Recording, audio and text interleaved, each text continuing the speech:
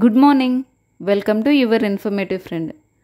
ఈరోజు spouse pension గురించి మరొక అప్డేట్ అయితే గవర్నమెంట్ రిలీజ్ చేసింది. మనందరికీ తెలుసు, స్పౌస్ పెన్షన్ అంటే పెన్షన్ పొందుతున్న ఒక వ్యక్తి మరణించిన తర్వాత అతని జీవిత భాగస్వామికి ఆర్థిక భద్రత కలిగించాలనే ఉద్దేశంతో అందించే పెన్షనే స్పౌస్ పెన్షన్. ఇందులో భాగంగానే నవంబర్ 1, 2024 నుంచి ఎవరైతే పెన్షన్ తీసుకుంటూ చనిపోతారో వాళ్ళ డీటెయిల్స్ డెత్ క్యాప్చర్ చేసేటప్పుడే అతని యొక్క డెత్ సర్టిఫికేట్, అతని భార్య యొక్క ఆధార్తో స్పౌస్ పెన్షన్ రైజ్ చేయడం జరుగుతుంది. ఈ ప్రాసెస్ అంతా ఆయా మంత్స్ నందు 15వ తేదీలోపు మీ గ్రామ వెల్ఫేర్ అండ్ ఎడ్యుకేషన్ అసిస్టెంట్ లేదా వార్డ్ వెల్ఫేర్ డెవలప్మెంట్ సెక్రటరీ గారు పూర్తి చేస్తారు. మీ అప్లికేషన్ అన్ని లెవెల్స్లో అప్రూవల్ అవ్వగానే పెన్షన్ శాంక్షన్ అవుతుంది. ఇదే తరహాలో ఎవరైతే డిసెంబర్ 1, 2023 నుంచి అక్టోబర్ 31, 2024 మధ్యలో ఎవరైతే పెన్షన్ తీసుకుంటూ చనిపోయారో వారి జీవిత భాగస్వామికి పెన్షన్ రైజ్ చేయడానికి ఆప్షన్ ఎనేబుల్ చేయనున్నారు. ఈ స్పౌస్ పెన్షన్ రైజ్ చేయడానికి చనిపోయిన వ్యక్తి ఆధార్, డెత్ సర్టిఫికేట్, అతని జీవిత భాగస్వామి ఆధార్, మొబైల్ నెంబర్ అవసరమవుతాయి. అంతేకాకుండా చనిపోయిన వ్యక్తి, అతని జీవిత భాగస్వామి సేమ్ హౌస్ హోల్డ్ కింద మ్యాప్ అయి ఉండాలి. ఈ పెన్షన్ రైజ్ చేయడానికి మీ గ్రామ సచివాలయ వెల్ఫేర్ అండ్ ఎడ్యుకేషన్ అసిస్టెంట్ గారి ఎస్ఎస్ పెన్షన్ లాగిన్ నందు ట్రాన్సాక్షన్స్లోని అప్లై ఫర్ స్పౌస్ పెన్షన్ మీద క్లిక్ ఇవ్వగానే ఈ పేజ్ ఓపెన్ అవుతుంది. ఇక్కడ చనిపోయిన వ్యక్తి పెన్షన్ ఐడి లేదా ఆధార్ నెంబర్ ఎంటర్ చేసి గో మీద క్లిక్ ఇవ్వగానే అతని డెత్ క్యాప్చర్ డీటెయిల్స్ చూపిస్తుంది. ఇప్పుడు స్పౌస్ డీటెయిల్స్ కింద అతని జీవిత భాగస్వామి ఆధార్ నెంబర్ ఇచ్చి వ్యాలిడేట్ మీద క్లిక్ ఇవ్వగానే పెన్షన్ యొక్క ఎలిజిబుల్ స్టేటస్ చూపిస్తుంది.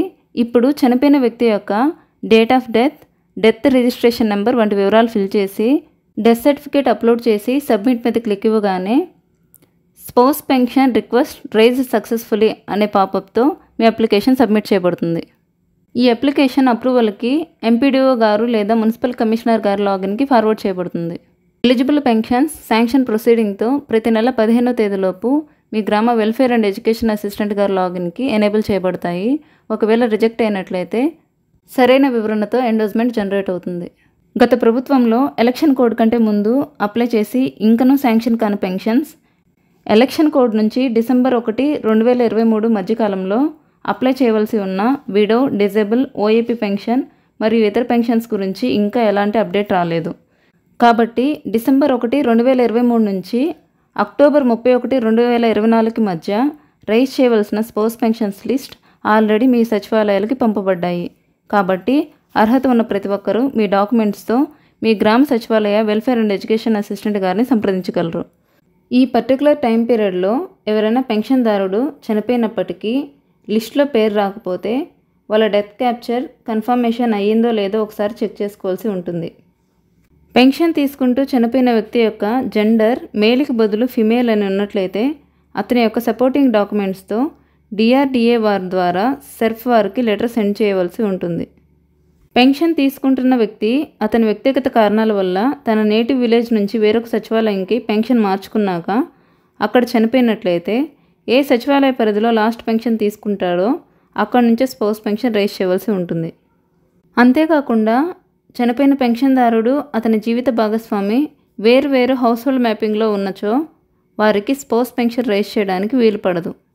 అటువంటి వారికి సంబంధించి మ్యాపింగ్ ప్రాబ్లం రిజాల్వ్ చేయడానికి ఏదైనా అప్డేషన్స్ వచ్చినప్పుడు తెలియజేస్తారు.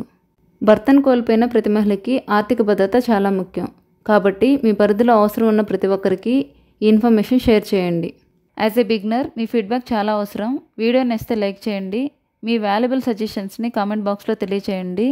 ఇలాంటి ఖచ్చితమైన డేటా తెలుసుకోవడానికి మన ఛానల్ని సబ్స్క్రైబ్ చేసుకోండి. Thank you for watching.